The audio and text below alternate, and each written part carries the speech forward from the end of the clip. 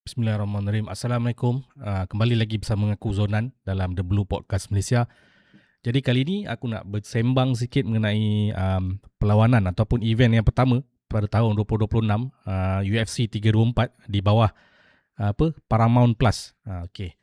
Jadi UFC 324 ini bakal menjadi antara event yang paling besar lah untuk tahun 2026, dan event ini akan berlangsung di T-Mobile Arena, Las Vegas, dan menampilkan dua perlawanan utama yang sangat signifikan kepada hala tuju dua division yang berbeza lah.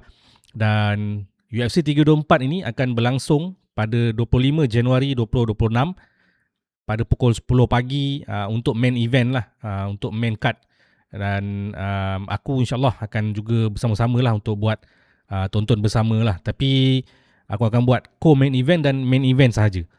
Jadi pengenalan dia, main event ini adalah menyaksikan pertarungan antara, untuk 324 ni, menyaksikan pertarungan antara Justin Gaethje versus Paddy Pimblett untuk merebut gelaran interim lightweight championship. Dan manakala co-main event yang sepatutnya adalah Kayla Harrison dan juga Amanda Nunes, tapi malangnya Kayla Harrison mengalami kecederaan leher dan terpaksa menjalani pembedahan, maka perlawanan itu dibatalkan. Dan Amanda Nunes sendiri dah bagi statement yang bahawa dia hanya akan bertanding untuk tali pinggang saja dan tak nak terlibat dalam interim ataupun lawan dengan fighter yang lain lah.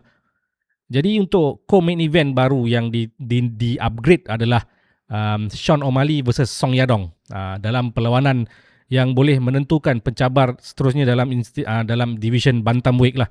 Dan bantamweight kita tahu Joshua Van yang baru saja menewaskan Merab dalam event yang sebelum ni, iaitu perlawanan akhir tahun lepas lah. Dan mungkin antara pemenang antara Sean O'Malley dan Song Yadong ni boleh mengatakan sesuatu lah untuk merebut tali pinggang daripada Joshua Van tersebut.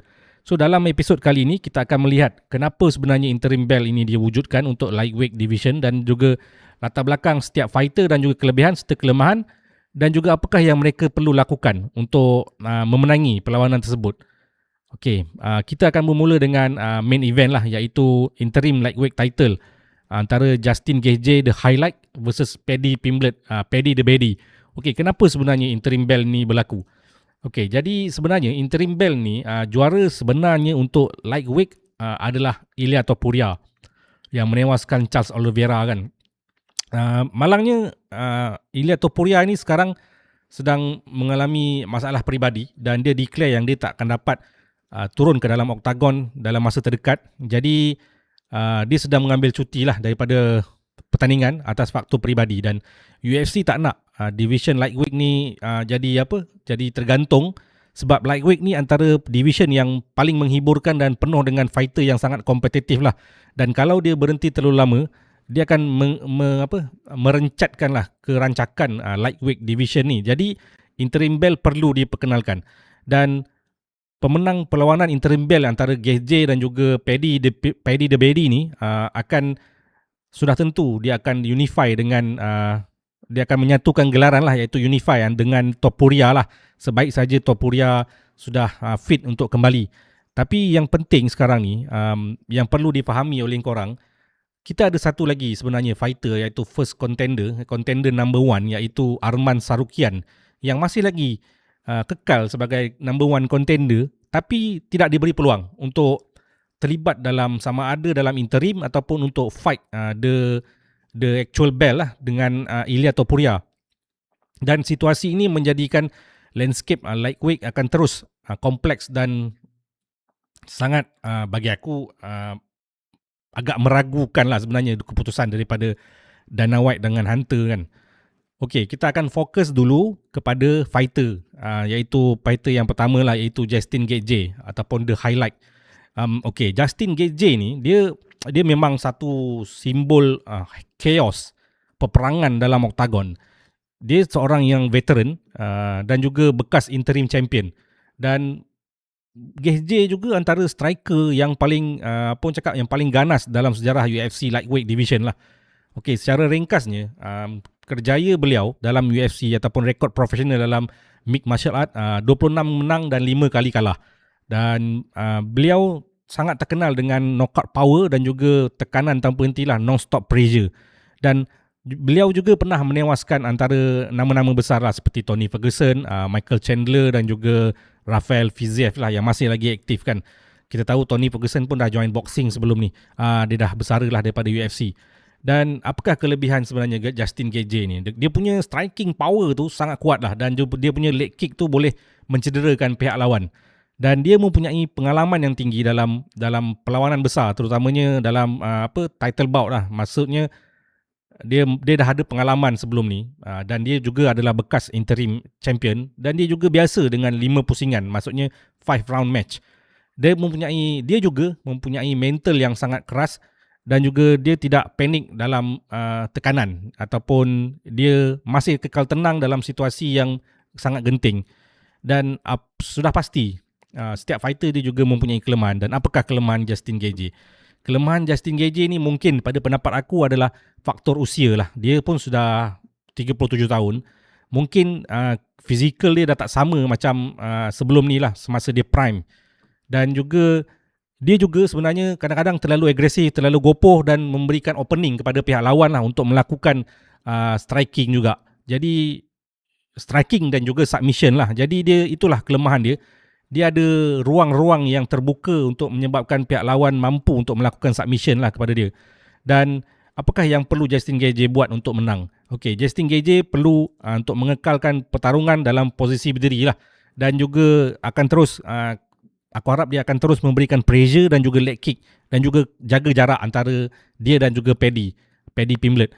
Dan jika dia biarkan Pimblett terlalu selesa di ground, ataupun dia dengan mudah di bawah, itu akan menjadi satu masalah yang besar lah untuk Justin Gaethje. Sebab bagi aku Justin Gaethje dia tidak mempunyai wrestling ataupun grappling yang baik.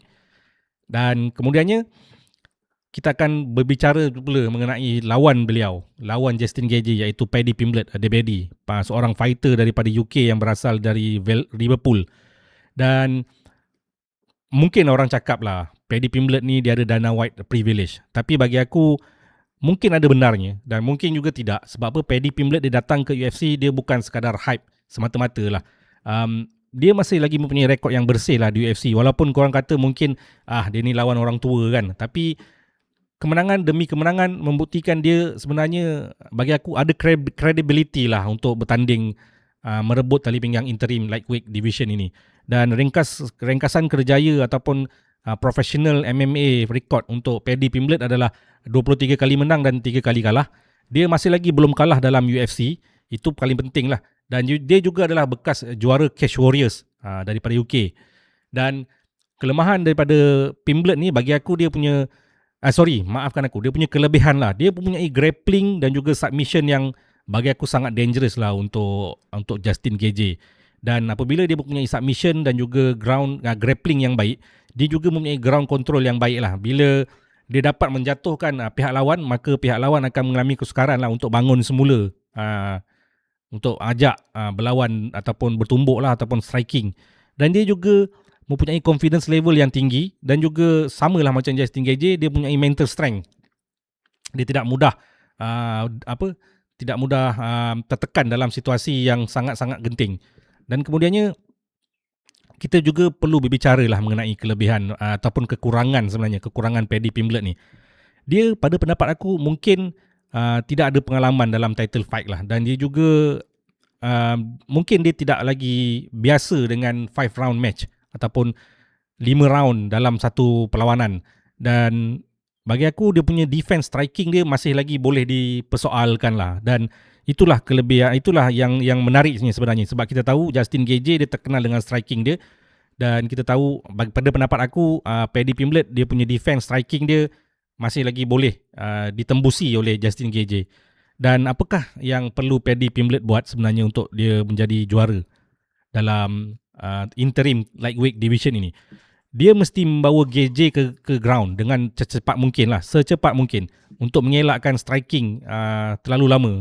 Dan jika dia berjaya membawa Justin Gaethje ke ground, maka dia akan secepat mungkin untuk mencari submission, dan itu ground dan submission ataupun ground and pound, dan itu adalah kunci kemenangan bagi aku untuk Paddy Pimblett.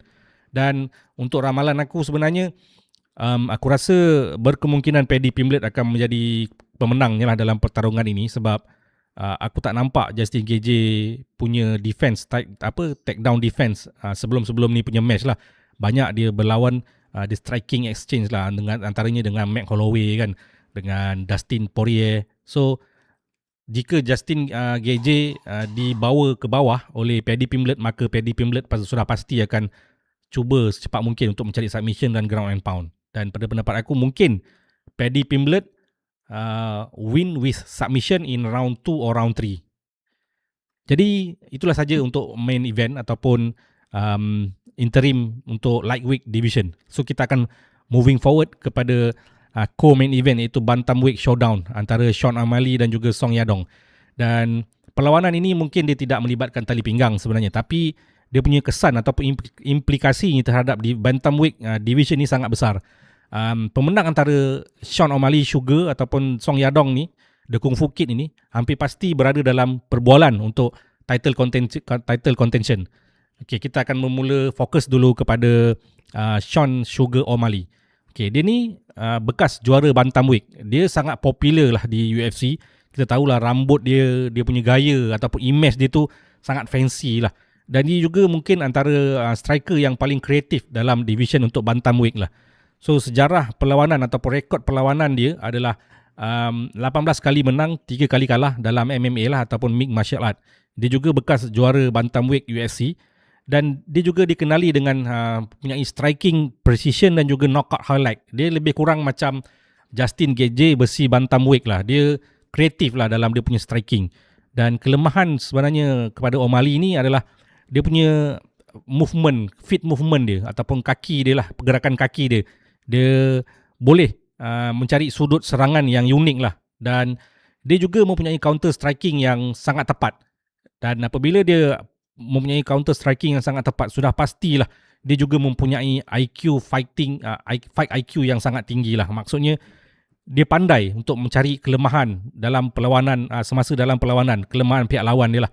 Dan kelemahan O'Malley ni pula, pada pendapat aku, dia punya wrestling lah. Maksudnya wrestling dia mungkin tidak se-efektif dia punya striking lah. Dan dia juga baru-baru ni banyak juga, bukan baru-baru ni lah, dia ada mengalami kekalahan. So mungkin faktor confidence itu akan memainkan peranan jugalah dalam pertarungan dia bertemu dengan Song Yadong ni. Dan apakah yang perlu Sean O'Malley lakukan untuk dia menewaskan Song Yadong ni? Okay, dia perlu jaga jarak lah. Dan dia kena gunakan dia punya feet movement dan juga elakkan daripada kena take down ke ground. Dan dia kena pandai dan juga kreatif dalam mencari dia punya counter striking untuk finish Song Yadong sebelum pertarungan ni berlanjutan lah, iaitu 3 round kan. Dan selepas itu, selepas ini kita akan berbicara juga mengenai Song Yadong, iaitu The Kung Fu Kid. Okay, Song Yadong ini adalah seorang fighter yang aku boleh katakan adalah fighter modern yang sangat agresif dan juga teknikal dan juga semakin lama semakin matang lah. Dan ringkasan kerjaya ataupun career dia dalam mixed martial art ini adalah dia punya rekod profesional dia 22 kali menang, 8 kali kalah dan 1 seri. Antara greatest feat beliau adalah beliau juga pernah menewaskan Henry Cejudo, seorang pemenang pingat emas Olimpik dan juga bekas juara UFC dah yang baru-baru ni akhirnya bersara lah buat kali kedua ke kali ketiga, aku tak pastilah. Dan kelebihan Song Yadong ini adalah dia mempunyai tekanan pressure yang berterusan lah. Maksudnya dia punya gas tank tu sangat baik lah bagi aku. Dan dia juga ada kombinasi striking dan juga wrestling yang seimbang. Maksudnya tidak terlalu mengharapkan striking dan juga tidak terlalu mengharapkan wrestling ataupun grappling. Dia ada balance antara kedua-dua ni. Dan dia juga mempunyai duration ataupun durable lah. Dia tahan rasak dan tidak mudah tumbang lah daripada tekanan pihak lawan. Dan kelemahan Song Yadong ni sebenarnya pada pendapat aku dia mungkin kadang-kadang dia kurang disiplin, kurang fokus dalam bertahan kalau dia menjaga jarak dia dengan Sean O'Malley lah. Maksudnya Sean O'Malley boleh melakukan counter striking lah kalau dia dapat peluang itu. Dan Song Yadong mungkin ada kekurangan sikit dalam segi inilah. Dan apakah yang perlu Song Yadong lakukan untuk memenangi perlawanan yang menentang Sean O'Malley ni? dia perlu menekan Sean O'Malley secara berterusan tanpa henti. Dia kena close the distance lah. Dia kena close the distance dan dia kena guna volume striking dan juga mungkin dia kena bawa Sean O'Malley ni ke ground. So take down Sean O'Malley dan bawa Sean O'Malley untuk berada di lantai dan teruskanlah dengan dia punya grappling dan wrestling untuk mengganggu timing Sean O'Malley lah. So itulah 4 fighter yang aku dah buat preview ringkas. Perkara yang pertama yang aku nak bagi tahu adalah aku bukanlah seorang seorang yang pernah mempunyai pengalaman dalam MMA ataupun combat sports ni, tapi aku adalah peminat combat sports dan ini adalah pendapat akulah.